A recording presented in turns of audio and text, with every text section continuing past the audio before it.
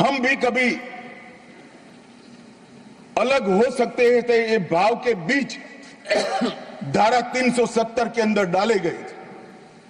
मगर हमारे संविधान निर्माताओं का भी मैं बहुत मनपूर्वक धन्यवाद करना चाहता हूं। बड़े दूरदर्शी थे, उन्होंने इसको टेम्पररी बनाया था और धारा 370 को हटाने का बीज भी धारा 370 में ही डाल दिया गया। मगर राजनीतिक मजबूरी, वोट बैंक की पॉलिटिक्स, हमारे पुरखों ने धारा 370 डाली है, हम नहीं हटाएंगे, ऐसी जिद धारा 370 को लेकर चलती रही, कई सालों तक चली। और मान्यवर यही सदन में 5 अगस्त 2019 में मोदी जी ने धारा 370 को समाप्त। हमारे संविधान निर्माताओं का वो स्वप्न कि एक देश में 2 प्रधान, 2 विधान, 2 निशान नहीं होंगे, कैसे हो सकता है? देश में एक ही प्रधानमंत्री हो सकता है, देश का एक ही संविधान हो सकता है और देश का झंडा भी एक हो सकता है। कैसे एक देश में 2 विधान, 2 प्रधान, 2 निशान हो सकते? मगर चलाए गए, सालों तक चलाए गए और 5 और 6 अगस्त 2019 को इस देश में एक विधान, एक प्रधान और एक निशान का नया दौर, और वहीं से शुरू हुआ कश्मीर को हमेशा के लिए भारत के साथ एकरूप करने की प्रक्रिया। सबसे पहले डोगरी, हिंदी और उर्दू को राज्य की भाषा का स्टेटस दिया गया। मान्यवर, भ्रष्टाचार रोकने के लिए कोई एंटी करप्शन ब्यूरो की वहां रचना ही नहीं थी, क्योंकि रोकना ही नहीं चाहते थे। इतने सालों के बाद एंटी करप्शन ब्यूरो वहां बना। देश के सारे कानून वहां स्वीकार कर लिए गए, चाहे महिलाओं के अधिकार का हो, दलितों के अधिकार का हो, आदिवासियों के अधिकार का हो, बच्चों के अधिकार का हो, ये सारे कानून वहां स्वीकार कर लिए गए। पठानकोट से एक नाका परमिट रखी गई थी, एक भाव खड़ा करने के लिए कि देश के हिस्से में आप नहीं जा रहे हो। पठानकोट की नाका परमिट को नरेंद्र मोदी जी ने समाप्त कर दिया और नया दौर शुरू हुआ, लोकतंत्र का, खुशहाली का, विकास का। आज ये कहते हैं क्या परिवर्तन आया? मैं ध्यान से सुन रहा था, धैर्य न रहे ऐसे उकसाते थे, मगर मैं जवाब जरूर दूंगा। क्या परिवर्तन आया था? सुन लीजिए, 33 साल से आपके शासन में रात्रि के सिनेमा हॉल नहीं खुलते थे, सिनेमा हॉल ही नहीं खुलते थे हमारे शासन में वहां। 34 साल से मरहूम के जुलूस का, ताजिया का परमिशन नहीं था, हमारे समय में दिया गया।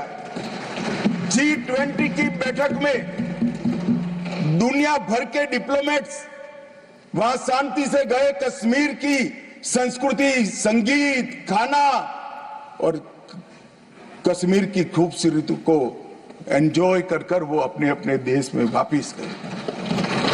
मान्यवर, इस देश में लाल चौक पर तिरंगा फहराने के लिए हम सब भी गए थे। प्रधानमंत्री और हमारे तत्कालीन राष्ट्रीय अध्यक्ष मुरली मनोहर जी के नेतृत्व में कन्याकुमारी से कश्मीर यात्रा निकली थी। यहां से बहुत सारे लोग उसमें होंगे। मुझे मालूम है मान्यवर, हमें परमिशन नहीं मिल रही थी लाल चौक जाने की। जब जीत किया गया कि हम जाएंगे, जो भी परिणाम आए, सेना की रक्षा में वहां जाना पड़ेगा और आनंद फानंद में ध्वजवंदन कर कर वापस आना पड़ा। वो ही लाल चौक पर हर घर तिरंगा में, एक भी घर ऐसा नहीं था जहां तिरंगा नहीं। श्रीनगर में फॉर्मूला 4 कार रेसिंग हुआ,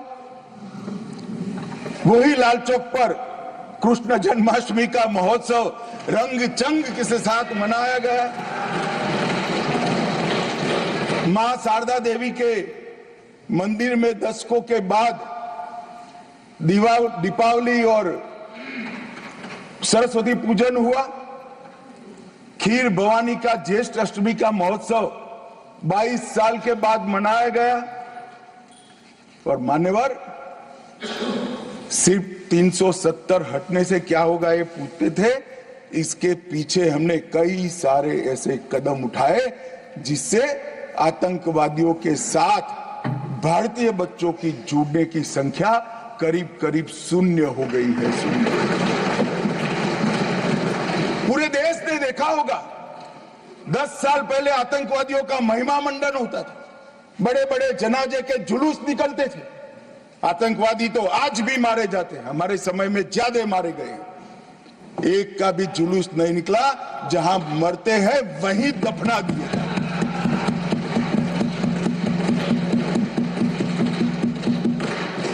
कोई आतंकवादी बन जाता था, उनके परिवारजन बड़े शौक से सरकारी नौकरी करते थे, तंत्र चलाते थे।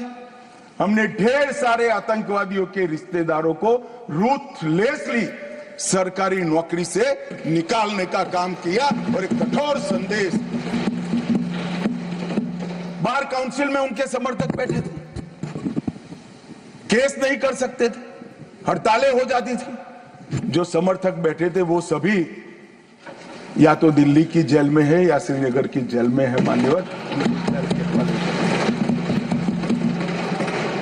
आतंकवाद और आतंकवादी दोनों के समर्थकों सरकारी रोजगार, पासपोर्ट देने में और गवर्नमेंट कॉन्ट्रैक्ट के लिए हमने बिल्कुल बैन कर दिया, हिम्मत के साथ किया और आज लोग नहीं जुड़ रहे। और इसका परिणाम क्या हुआ मान्यवर? ये कहते हैं क्या हुआ 370 से। मैं आज हिसाब देने आया हूं क्या हुआ 370 हटाने के बाद। 6 साल हो गए मान्यवर।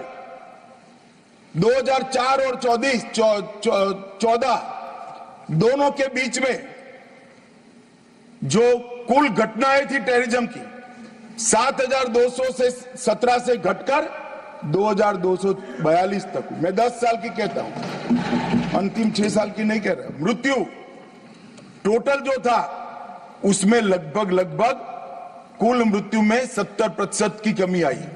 नागरिकों की मृत्यु में 81% और सिक्योरिटी फोर्सेस की मृत्यु में 50% की कमी आई है। मान्यवर, ये बताता है कि आतंकवाद कम हुआ है। 2010 से 14 में हर साल एवरेज ऑर्गेनाइज्ड स्टोन पेल्टिंग, पथराव 2654 के एवरेज से हुए। 24 में एक भी करने की किसी की हिम्मत नहीं। ऑर्गेनाइज्ड हड़ताल 132 हुई, आज किसी की हिम्मत नहीं है, एक भी हड़ताल नहीं होती।